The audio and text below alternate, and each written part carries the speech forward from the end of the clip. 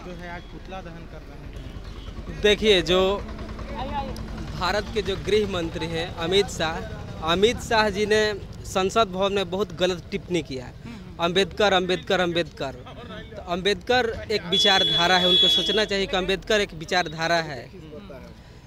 और अंबेडकर को इतना नीचा दिखाना दलित समाज के नाम पर उनका जो है वो क्या कहते हैं, गलत मानसिकता को दर्शाता है। तो अंबेडकर के विचारों को न फॉलो करिएगा कि उनका नाम का पूरा जो है नारा लगा। बताइए, जिस व्यक्ति का हम नाम नहीं ले सकते हैं उनका विचार का हम कैसे फॉलो करेंगे? तो रोड पर लोग चौराहे पर चिल्लाते रहते हैं। बताइए, जिनके लिखे हुए संविधान से देश चलता है, बताइए, तो उनका हम नाम नहीं लेंगे? भगवान का नाम लीजिए तब न। भगवान, बताइए, भगवान कौन सा ग्रंथ लिख दिए थे कि उनसे पूरा देश चलता है? मनुस्मृति लिखे हैं, क्या भगवत गीता लिखे हैं, रामायण लिखे। बताइए, मनुस्मृति में तो इससे दलित वर्ग के लोग, शोषित वर्ग के लोग, जितने गरीब वर्ग के लोग हैं, सबको तो दिक्कत होता था मनुस्मृति से।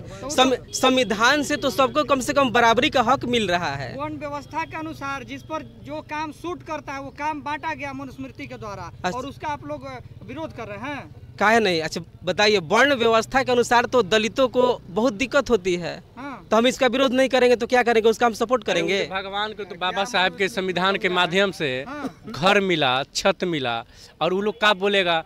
अमित शाह तो खुदे बनिया है, और बनिया का कौन गृह मंत्री बना देता मनुस्मृति के माध्यम से?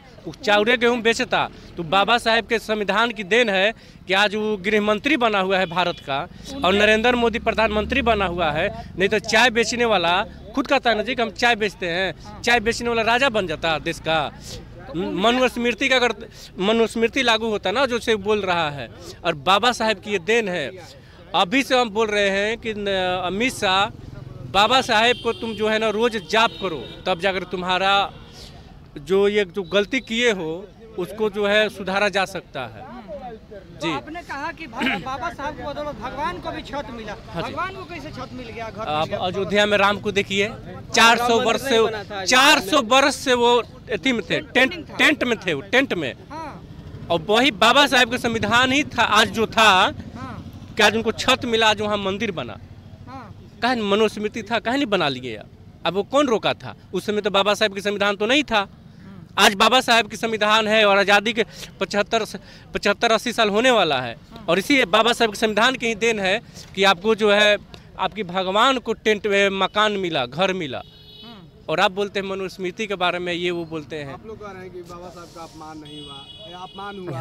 और इधर चिराग पासवान जी है, जीतन मांझी जी है, वो कह रहे हैं दलितों के नेता हैं, दलितों के नेता होते हुए भी उनका समर्थन कर रहे हैं कि नहीं, जो अमित शाह की है सही किया है। चिराग पासवान तो हाइब्रिड व्यक्ति है, अगर वो नहीं बोलेगा, हाइब्रिड व्यक्ति है और हाइब्रिड नेता भी है। उसकी माँ कौन है भाई? तो ब्राह्मण है। और तो वो ब्राह्मण वो किसका पक्ष लेगा? दलित का पक्ष लेगा। देखते हैं इतना बड़का बड़का कंगन पहनता है, लाल पियर हरियर उजर। वो दलित के किसी घर जाते देखते हैं, खाना खाते हुए देखे हैं? कभी कभी नहीं देखे हैं। ये और पासवान वो नाम का ना है, वो तगमा लगाया हुआ है, एडप्ट हो गया है वो लोग के अथी में। बोलेगा तो तुरंत ना उसको मंत्रिमंडल से हटा दिया जाएगा। ना ना ना, दलित के नेता वो नहीं है। दलित के नेता हमारे मनोज कुमार भारती हैं। पासवान लोग उनको वोट देता है कि चिराग जी हमारे मांगों को संसद में उठाएंगे। देखिए, पासवान लोग उनको नहीं वोट देता। पासवान लोग जो है अपना नेता को वोट देता है, ठीक है ना। अब वो जीत गए हार गए, वो बात की बात है, ठीक है ना। अब बात है ठीक है, हम आपको वोट दे दिए और आप हमारा ही हक और हक मार लीजिएगा, तो हम आपको वोट नामे नहीं ना लेंगे, आपके नाम से नहीं ना हम जी जाएंगे भाई। हम आपको वोट दे करके तो भेज दिए, आप MP बन गए, आप मंत्री बन गए, और अपने ही समाज का हक जो है मारा जा रहा है, तो आप नहीं बोलिएगा। उसी का बाप चिराग पासवान के पिताजी बाबा साहब की मूर्ति फोटो लगवाए थे संसद भवन में, तो गलत थे। वो रामविलास पासवान जी गलत हैं। इसका बेटा उनसे बड़ा हो गया है रामविलास पासवान से, नहीं। आज उनके बारे में गलत बोला जा रहा है, तो इसको देखिए बोल देगा तो मंत्रिमंडल से हट जाएगा। इसको तो लालच नहीं कुर्सी के, तो भाई कुर्सी के लालच में तो कोई भी कुछ बोलेगा ना। जीतन राम मांझी के नेता नहीं है। वो भी कुछ नहीं बोल रहे हैं। नहीं, वो लोग देखिए, वो लोग अपना कुर्सी बचाने के लिए जो है उसके सपोर्ट में है।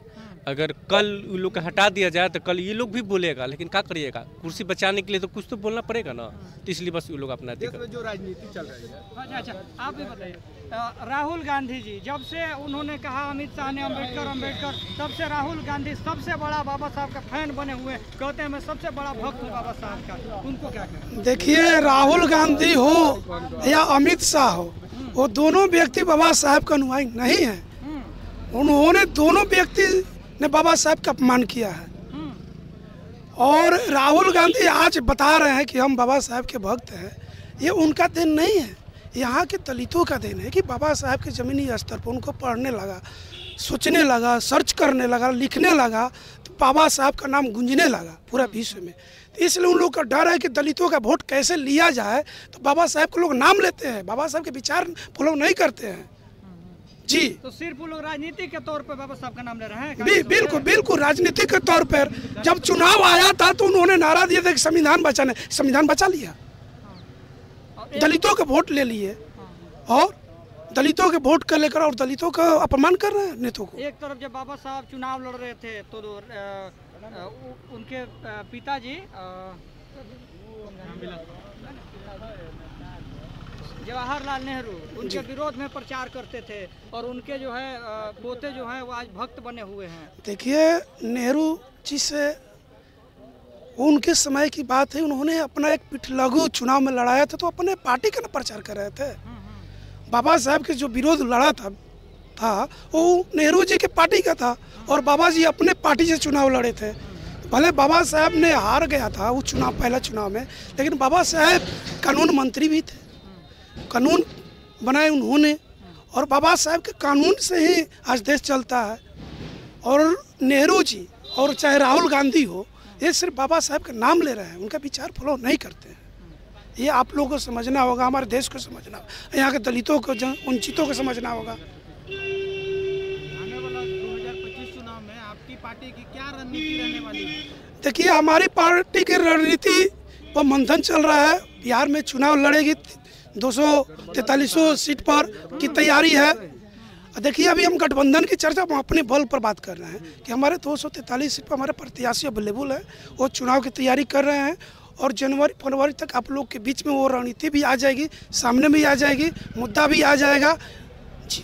तेजस्वी यादव बोले हैं कि हम बाहरी पार्टियों से गठबंधन नहीं करेंगे, भीम आर्मी और बहुजन समाज पार्टी का पत्ता साफ दिख रहा है। देखिए कि आने वाले समय में आप लोग से गठबंधन होगा।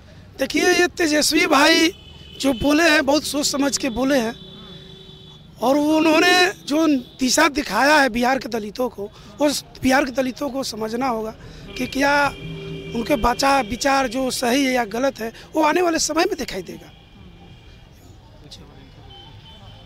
लालू यादव जी कह रहे हैं अमित शाह के बयान पे कि अमित शाह पगला गए, क्या कहिएगा? लालू जी बहुत बढ़िया बात बोल रहे हैं, ये बात।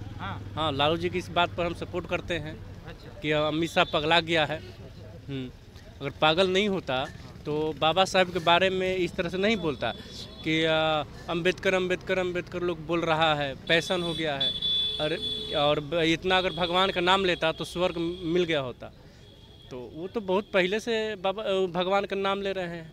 वो स्वर्ग जाकर देख के घूम के आए, फिर गृह मंत्री अति करेंगे, रहेंगे, बनेंगे, वो चले जाए। हम तो कहते हैं भाई अब जाइए। और हमारे लिए तो स्वर्ग बाबा साहब ने यही बना कर दिया है और हमारे लिए सब स्वर्ग वही यही है भाई। हम और बाबा साहब को ही आधुनिक भारत का वो भगवान है और दलितों को, वंचितों को, महिलाओं को, वो उनसे बड़ा भगवान कोई नहीं है। अब देखिएगा वो जो बहस चल रहा था, वो मेंटली वो डिस्टर्ब हो गए थे। जो कानून ला रहे थे और बीजेपी की जो सरकार कानून ला रही थी, उनका कानून पास नहीं हुई।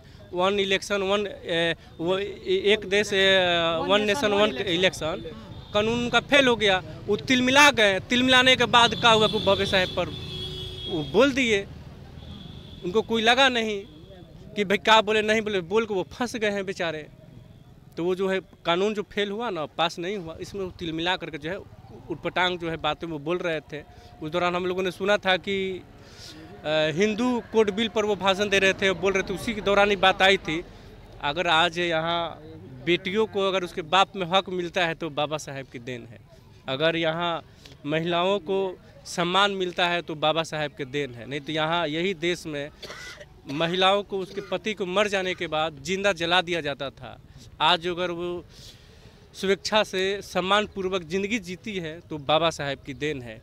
और ये लोग पागल हो जाने के कारण सही बोले लालू जी, इस पर हम उनको समर्थन करते हैं।